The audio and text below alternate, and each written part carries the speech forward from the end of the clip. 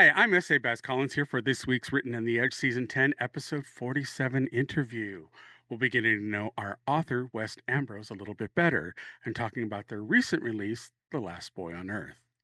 So, let's welcome our guest. Wes Ambrose is a scrivener and performing artist. Check out his artworks at westofcanon.com. If you want anything published in the HLK Quarterly or the Crow's Nest, just ring for the masthead and let them know.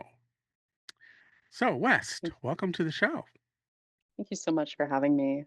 I'm That has so got to be the excited. that's got to be the shortest bio I have ever read on this show. It's Someone hi, said the I'm brevity West. is I'm here. that's me. I'm here. There's a website. Yeah. No, it hits all the points. I mean, you've Yeah, covered everything, so you know. All right. Well, absolutely. getting on this journey that you've had with writing this novel, let's talk about how you got started on your creative path. How did that fire start? What made you put pen to paper, so to speak? Absolutely. So I have a background in performing arts and theater and everything, as well as working in academia. Like I've been in school my whole life. I've been on the stage my whole life, and a lot of my writing is informed by the stage to the most extent, and then academia to like a lesser extent. Um, and I've always loved to write. I sort of started in poetry. This is my first prose novel. Um, and so that's kind of where that is in theater when you do end up writing a lot, even if you're not like the writer, you end up thinking about writing and voice and all of those like wonderful things. And it naturally led to this book for the most part. It is really based on theater. It's based on how you experience the world and nature and how you can appreciate that through rhetoric. Excellent. So let's talk about The Last Boy on Earth. If I were at a book signing or a book fair and I happened to see it on the table and asked you what it was about, what would you tell me? I would say that it is really just about navigating an unfamiliar world and a world that's volatile and changing. Hmm. Um, and it's about finding kindred spirits, right? In Hmm. that very like 12th night, Shakespeare's time, finding those people that you can surround yourself with in that world. Um, and being able to define yourself and understanding that like the world could be volatile, but like inside you can create this sort of I not identity for yourself, but this, beautiful life for yourself. I see. Okay. And then in terms of plot, I would say it is about two boys that are trying to get home. Uh, and that is the story. That's the plot. There's lots of other things that happen, but it's about that. How would you genre classify this kind of a story? It's a really good question. On the face of it is definitely science fiction. Oh, okay. Science fiction, it's set in a far near future. It's set in the post-Anthropocene, I say, with the caveat that maybe people are gone, but all of the books that they've ever written are still there. Um, and so it's like this submerged world where there's only a little bit of land that's above the sea. And sort of these incredible societies that have been created and are like all over the sea at different sea levels. Hmm. And so it is set on Earth. Um, a couple of characters have misgivings that they are actually on like the planet Earth, but they are on Earth. And are some of these places that they visit, are they like desolate that people have left them and abandoned them? I'm trying to gauge Yes, what that kind of means. absolutely. So while most of the inhabitants of Earth live under the sea, in The Last Boy on Earth, there is still obviously landforms, and that's called the above. Very imaginative, but there's above and below. And above is a world that is a little bit like ours today, where you are sort of inundated with these distractions. And you're very concerned with shallow things. There's an in-between world between like it's not deep, deep under the sea. It's the shallows. So it's like it's aspiring to the above, but it is under the sea. And above is just it's about consumption. It's about like violence and cruelty towards difference and just trying to hold on to like this sort of half-remembered past. And that's where the desolation is, more than there are places that are abandoned. It's an abandonment of love. So is I'm likening it, okay, being part native, I'm likening it to like the Pueblo cave dwellings of, or the of the Navajo or the Pueblo people before the Anasazi, Mhm. that whole era here in America. And I'm just trying to figure out if it's like they go to these places and they don't have a context for it and they're trying to discern what they're seeing, or do they have knowledge of what was above? That's it's a little bit of both. So like I feel as though what has survived in the above is like it just again, it's sort of like if you had a world where the only context that they have for their current existence is like tabloids or People magazine or something. Hmm. Like they still have Fenty up there. Um, um, and just and then sort of the way that they relate to each other and the way that they have fun is just in that very specific way. And meanwhile, like, the temperature is boiling all the time. Um, and they're still trying to live like it's not. Um, and I think below, a lot of things that used to be above have been reappropriated for like other means.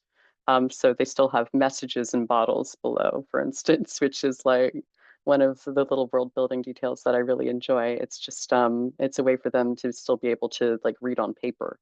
Um, which yeah, it's like it's part of our worlds that we can recognize, but sometimes they're misappropriated or reappropriated, and sometimes they operate just as you and I would understand like them to operate. So, but do they misinterpret? I mean, because a lot of here, and again, I'm going to my native roots here. A lot of natives, when anthropologists first came through, and we're talking like the time of the Revolutionary period and all that, and prior to Right, that, these anthropologists had less than honorable, shall we say, intentions in documenting the native right, populace here. And so a lot of what they wrote was pretty harmful to the way things were culturally. And absolutely. yeah, and so my question, and I'm getting to a question about your book, but Mm, what I'm wondering is, because of that, natives then began telling anthropologists lies in order to yes, protect the culture. to So, protect like right, the truths right. and like those closed practices and everything. Right. So do your Yes. boys do they deal with any of that? And if so, how is that how did you develop that to give the reader a real sense of how this world is navigated? Absolutely. I really love that context. I got my start through a First Nations run press that is west of Cannon Press that my editor Oscar is Métis. And Julian and Vern, so they have to hide sort of their boy status in the above. And they have, this way of speaking, this turn of phrase that's based on like the literature of the past that does not exist in the above anymore. And they have to hide that. And to a certain extent, not speak that way in the above, or they'll be found out. And that's sort of where that comes to. And obviously, that the sort of their love of words and the way that they speak of the world is like not it's frowned upon in the above, whereas it's very natural beneath the sea. If Oh, that okay. answers your question. Yeah, yeah, yeah, yeah. Yeah, And so I'm and the one of the reasons why I'm throwing this at you is that I wrote a book that's very native centric, but it's a sci-fi story that I ended up off-worlding because there were things I wanted to do culturally that I know would yeah, not be too wildly, and I also didn't want to expose several things that are true to the culture. But of course. what I and the reason why I'm asking all these questions is because I'm curious as an author how you decided to broach these topics, which can be culturally sensitive Yes. for people as they're perceived. I remember going to a reading and I had one author who was doing a cold reading of works they were working on, and they Mm. just kept saying the Native American, the Native American. I'm like, would you please identify what nation they're from? What It drove my husband and I what native what crazy. America? Yeah. No, it's For fear of not wanting to offend, they painted with such a ex broad brush. We might as well not have been there at all. You know what I but mean? you want to be specific. You want to be able to talk about, the experience that like inspired you, or, Right. the people that like you love, and that the places that you've been. And yes, absolutely. Um, this is so important. It's so important to be able to be specific, especially in world building. Did Um, you deal with any of that? Because especially for people who may not be from that community, there often is the feeling of imposter syndrome, and they want mm, to make sure they get things right. But there's also a layer that I think a lot of authors don't permit themselves to access, in that you can be from a community, but not every community is a monolith. So therefore, their own personal journey may run afoul to exactly. to the context of a culture, widely. You know what Exactly. I mean? And I think it's just part of the wider conversation about how harmful tokenism is, Hmm. right? Yep. Like people who aren't from like these communities that are visible or minoritized can write any story about any people. Like Vladimir Nabokov is not tasked with representing the entire Russian American experience every time he writes a book. And if he was, people would have very strange ideas about Russian Americans.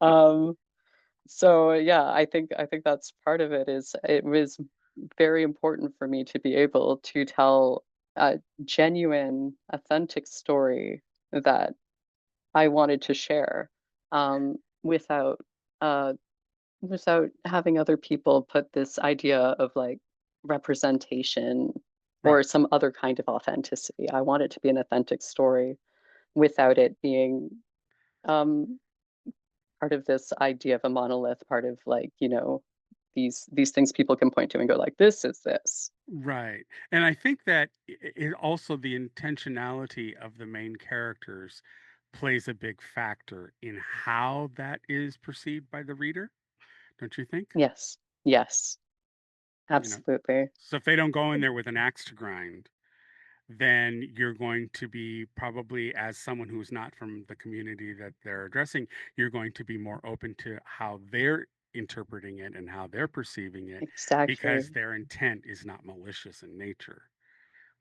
Yes. And also just with regards to nature, excuse me, I wanted to, I'm very frustrated with eco-critical and like sci-fi right now.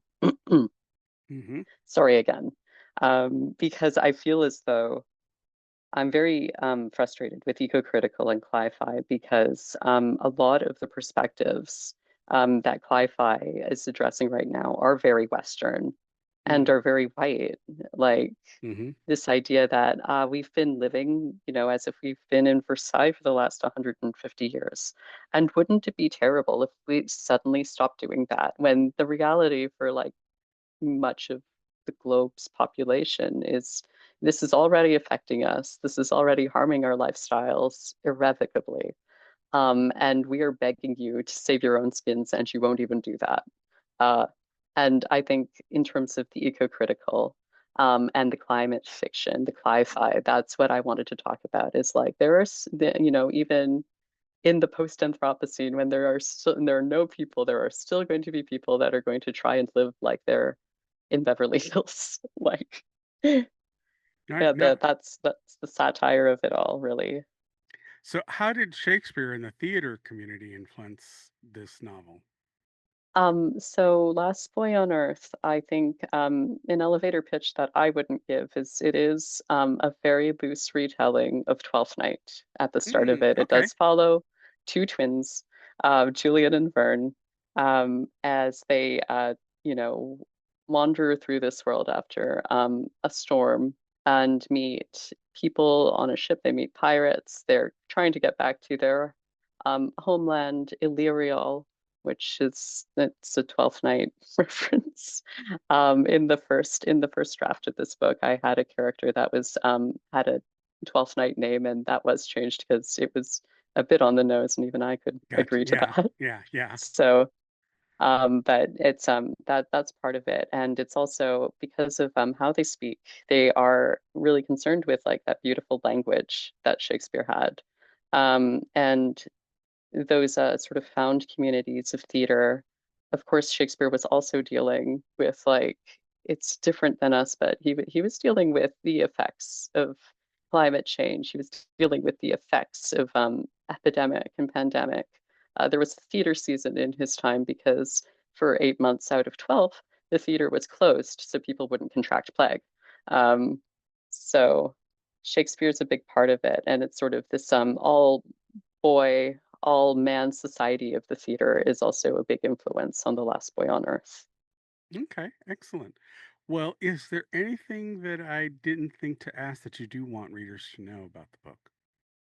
Um, I think above all, it's about how desire is natural and sort of how you can create your own life without like waiting on the world to identify you or come up with an identity for you that works for you.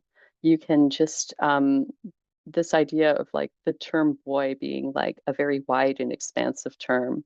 Coming back to Shakespeare, you have boys who were illiterate but carried the bulk of his work. You know, it was somebody who couldn't read who originated these beautiful roles like Viola, and Antony and Lady Macbeth. They were learning everything by heart. And that's such an incredible way to learn language. And it's just about not throwing away like those histories that like we don't talk about when we talk about queer history as much.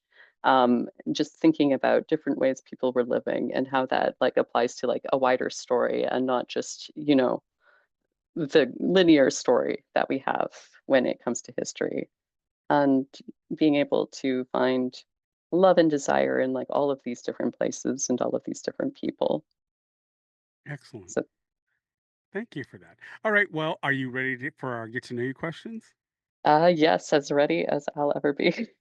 I promise to be gentle. Very All right. So, fine.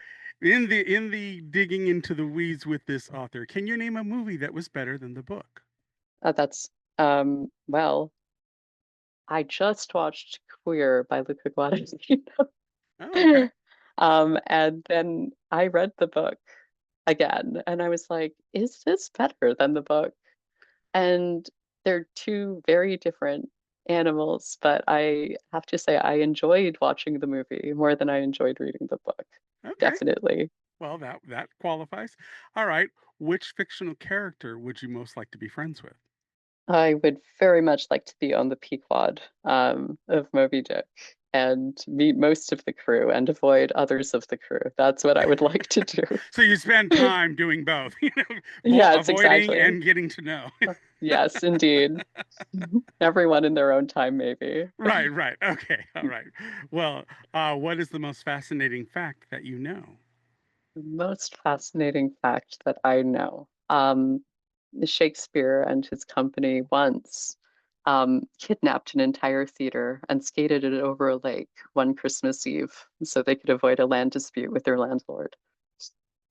Okay, Something okay. you could do back Yeah, yeah, okay. then. What was your favorite subject in school? English, Okay, well, that kind of stands to reason, doesn't it? apparently. All right. Before making a telephone call, do you rehearse what you're going to say? No. No? I uh I uh well, Yeah, I I'm know with what you I'm on that going to one. say. Yeah. I, There's too I many. can't overthink that or I Yeah. won't make the call. There's too many variables involved. I would spend the entire time that I would have been on the phone call, I would have spent it thinking about what I was going to say. Eventually they call me and go like I was expecting a Yeah, yeah, call. right. Exactly. And then you're there anyway. So, And then I'm ready. Yeah. right. Okay. What current event or causes are you most passionate about? Right now I would very much like to I'm very passionate about anti-censorship laws.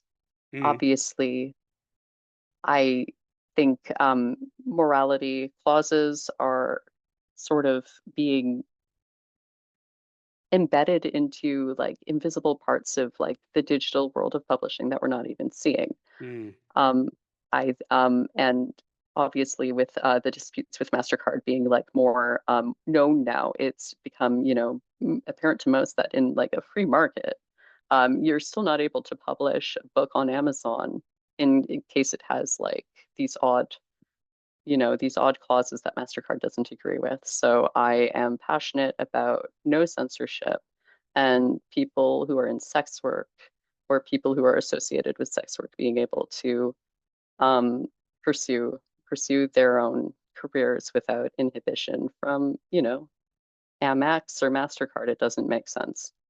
That's what I'm most passionate about right now. I would like everybody to be able to just publish as they please, and be able to pursue their own lives without being meddled with by credit card companies. That's something we have to worry about, apparently. yeah, yeah. Um, All right. Well, if you could visit anywhere in the world, where would that be? I would love to go to Italy again. And I would love to see more of Europe as well. Okay. Who, if anyone, was your first celebrity crush? This is such a good question. What is the metrics for celebrity? It's your call. Anything goes. Um, hmm. I'm going to have to say Herman Melville because I'm sure he's never heard that one before. Okay. There we go. I don't know. Yes, interesting. He contains multitudes. I would a dinner date exactly would be ideal. Okay. Well, no, I get it. I mean, when I was a young boy, the first person I looked up and I went, "Wow, he's pretty," was Christopher Plummer in The Sound of Music. He Oh my walked in. goodness. Don't He get me walked in. started. He was stunning, and I'm like, About Christopher. What's Have he you seen doing?" his Hamlet? Have you seen his Hamlet? No, I haven't. I really He did it should. in the same year as Sound of Music. Oh Michael wow. Caine, Michael Caine is his Horatio. That's why he doesn't like Sound of Music, because one moment he was doing Hamlet, and the next moment he was dancing nuns. Michael Caine was his Horatio. It's excellent. Yeah. It's on YouTube. It's a little gay. It's a Okay. lot gay. Okay, I'll have to check it out, definitely. Okay, what's your personal favorite recipe that you make, and are you willing to share it with us? My personal favorite recipe right now, I am getting in. I have a bunch of glassware, a bunch of beautiful glassware, and I keep on putting things in it. And right now, I have this elixir that I'm making, and it's half orange seltzer. So, like, if a, not La Croix, I don't like the La Croix orange, but Maison Perrier has an Okay. excellent orange seltzer. I'm Okay. not sponsored by them. Um, so I fill the glass up halfway for that, and then I top it with cranberry juice or Oh. Sprite or orange juice or a combination. This is mostly for the aesthetic of the drink. So I have a bunch of ice cube molds as well, and I put edible glitter in them. And Oh, so I have little lovely. stars filled with edible glitter in a drink that does look like it's blood. Um, and it's very tasty. I rim the glass with sugar and lime wedge if I feel like it, but mostly that's what I'm doing. That's what I'm Oh, doing love all the that. Love time. that. All right. Well, you made it through our list. Bravo. Wonderful. So, are there any other appearances, readings, or interviews, or anything that you're doing in the future that you want people to be aware of? And if Yes, so, where's the best place for them to keep up with what you're doing? absolutely. So I actually on December 4th, I have a writing workshop with Venus Envy, which is a sex shop in Canada. And that will be pay what you can virtual on December 4th. I can drop the link.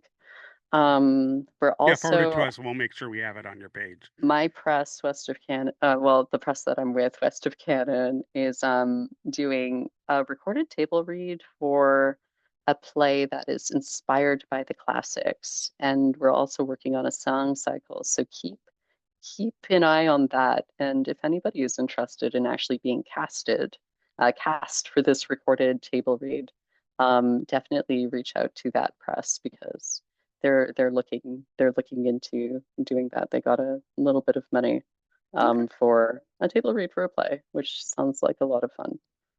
All right. And where's the best place for people to follow you? I am at West of Cannon everywhere. I have Instagram and Blue Sky. I'm not on X or Twitter anymore. Yeah, well, Um, we all need and that mental who break. is? Who could be? So when I say everywhere, I guess I really do just mean Instagram and Right, Blue right, Sky, right. as well as the website westofcanon.com does have a publications page for me, which is a great way to keep up with what I'm doing as much as you Okay, can. excellent.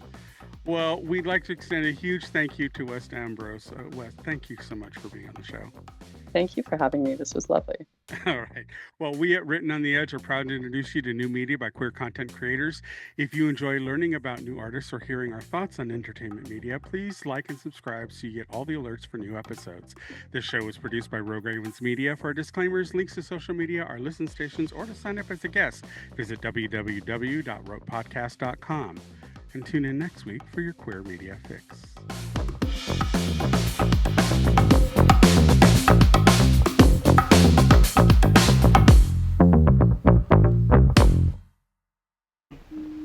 Oh, what's that? Closing time. The bums rush in melody, dear.